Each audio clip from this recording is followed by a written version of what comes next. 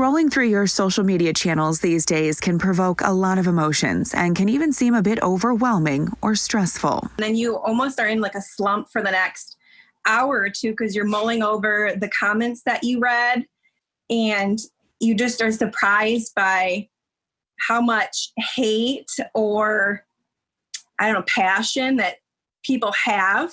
It's overwhelming, really.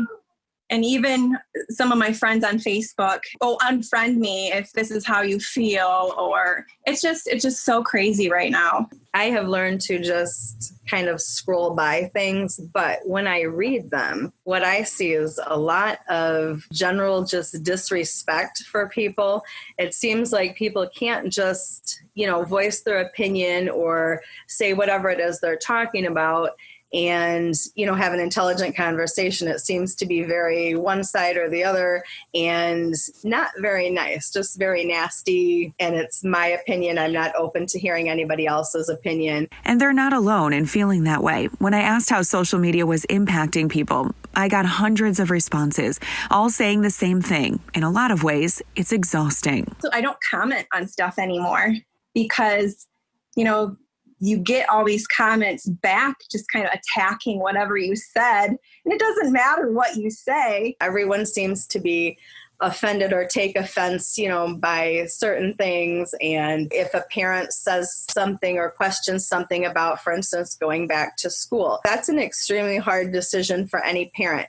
And you have to respect whatever that individual parent thinks is best for their family. Yet we have people, instead of being supportive of each other, they truly are just, well, how could you do that? That's not right. People should be much more supportive of each other, especially now. Both moms say they've stopped following certain sites that have become a commonplace for finger pointing and arguing, and try to limit how much time they spend online, but it's still hard to avoid. It is not our jobs to be teachers. If we decide to be a teacher, just know you're opening up the door for a whole lot. They may start to criticize you, wondering where you're getting your information from. They may even start to personally attack you. It can get bad. It just takes off, So I side on just, I'm not a teacher, and they'll learn the truth. Behavioral health specialist Cherie Rucker suggests really taking a look at the amount of time you're investing online. Cutting social media is a hard thing to do. And so I wouldn't advise to go cold turkey. Turn those notifications off and set a realistic goal. So evaluate how much time you spend on social media a day. Cut that down and then take back some control. Don't feed the trolls, but sometimes no response is the best response. And then unfollow them.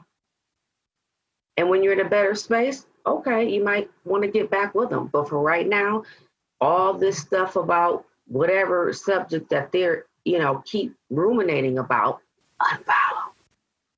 Turn off notifications. Stop getting the COVID updates and the numbers coming through your phone.